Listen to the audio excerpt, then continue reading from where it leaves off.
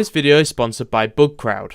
BugCrowd has tens of thousands of security researchers that have found over 65,000 vulnerabilities in over 300 organizations around the world. Companies such as LastPass, MasterCard, Tesla Motors, Western Union and Spotify are paying bug hunters anywhere from a simple thank you to $25,000 per bug. Become part of a diverse, unique bug hunting crowd and start your bug hunting career at bugcrowd.com/jacktutorials. Hey guys, welcome back to a new video tutorial. Today I'm going to be showing you how you can hack with Google. And a lot of you are going to be thinking that is a very clickbaity title. I apologise, but I don't know what else to call it. So today we're going to be playing around with Google Docs. So if you don't know what a Google Doc is, it is a way of being able to find potential targets and stuff like that using Google. So Google isn't just a search engine. It is actually, as we probably already know, a very powerful search engine. So I'll just show you a very quick example. I've already talked about this before, but it was very, very brief. I've never done a video on it, so this is that video that I said I was going to do. So for example, if we're looking for a website that could potentially be vulnerable to SQL injection, for example, we can do something along the lines of in URL, and you can see that I've done it before, in URL index.php id equals, and press enter. So this isn't going to just search for this string. It's going to search for index.php id equals something in the URL. So you can see all of these results, they have that string in their URL. So these are all brought back from Google. So you don't necessarily have to search for a term. You can search for a specific term in a specific place, if that makes sense. And then all of these results will all be in a similar format. So index.php id equals 66, for example. And then you could go on that website and you could start looking for vulnerabilities. So that is an example of the in URL doc. So we call these Google Docs. Now that isn't the only doc you can do. There are plenty of others. For example, we have here site pastebin.com. So only search the pastebin for in the text. So that's the body of pastebin for at Gmail or at yahoo.com or at Hotmail, and the data range is colon, and then I don't know what this one is actually, but you kind of get the idea. So Google is a lot more powerful than you probably already originally thought it was. So let's just talk about what Google hacking is. This is what I found, and I'm just going to read it to you because I don't know, I haven't actually read this yet. So Google hacking is the term used when a hacker tries to find exploitable targets and sensitive data by using a search engine. The Google Hacking Database, GHDB, is a database of queries that identify sensitive data. Although Google blocks some of the better known Google hacking queries, nothing stops a hacker from crawling your site and launching the Google Hacking Database queries directly onto crawled content. So for more information on Google hacking, it can be found here. I'll leave a link to this article and the other article in the description below. So I'll show you what the Google Hacking Database is. If you go to exploit-db.com, click on the Google Hacking Database, and you're there. This is the Google Hacking Database. So like exploit-db is, you can submit your own docs. You can also search docs for specific categories. So you've got footholds, files containing usernames, sensitive directories, web server detection, etc. And you also have these categories down here, so you can just browse all of the docs that happen to be, within this certain category. So for example, files containing usernames, files containing passwords and stuff like that. So let's just see an example of this. So if we click on error messages, so you can see there's 94 in the error messages category, and you have a table here that has all of the categories, has all of the docs and the date that they were added. So for example, this one was added on the 16th of August 2016, and if you click on it, it'll say the exploit title, so Google Doc to discover OS warnings, the URL, so in URL index of driver.php id equals something, and the author who posted it.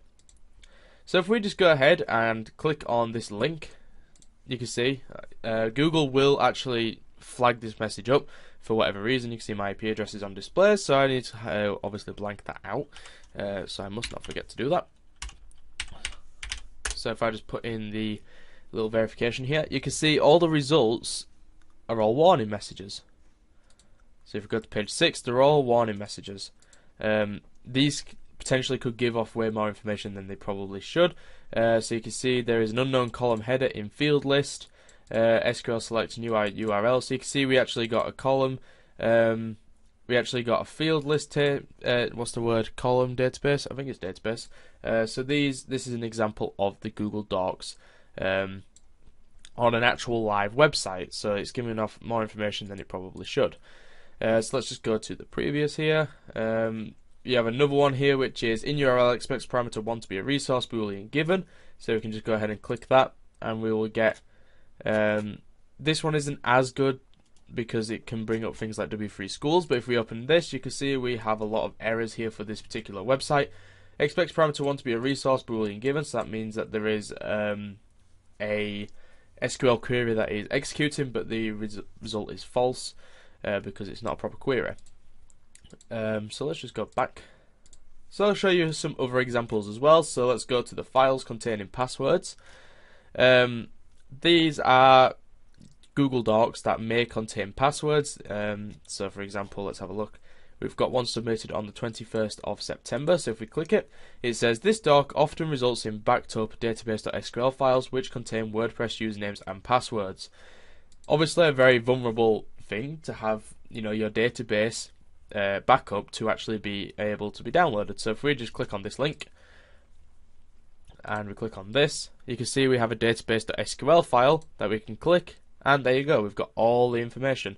So this information is obviously going to be very dangerous to just have out where Google can easily see it.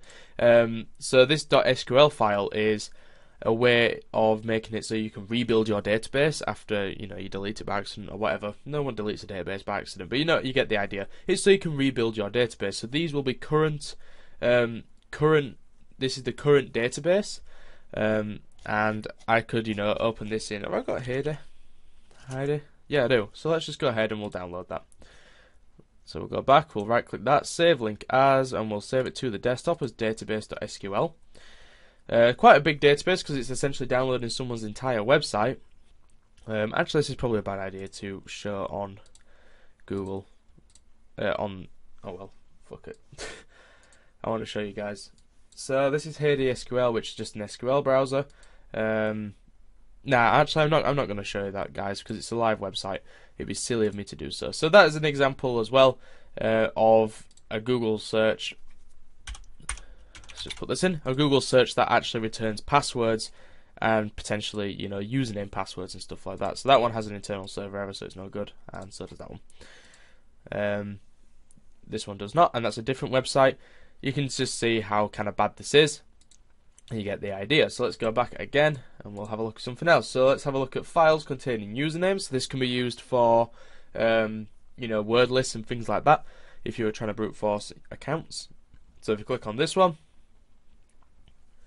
there we go. So this hasn't got much information on it, but it was submitted on the 22nd of April 2013, and we click on this and let's see what kind of results we get. So we didn't get any results with that, unfortunately, but what that actually is trying to do is look for so if you remember from my it was the command remote code execution video, is looking for anything. He's looking for websites that have for some reason displaying the passwd passwd file, which is basically the username structure for Linux, and contains all the path and stuff like that.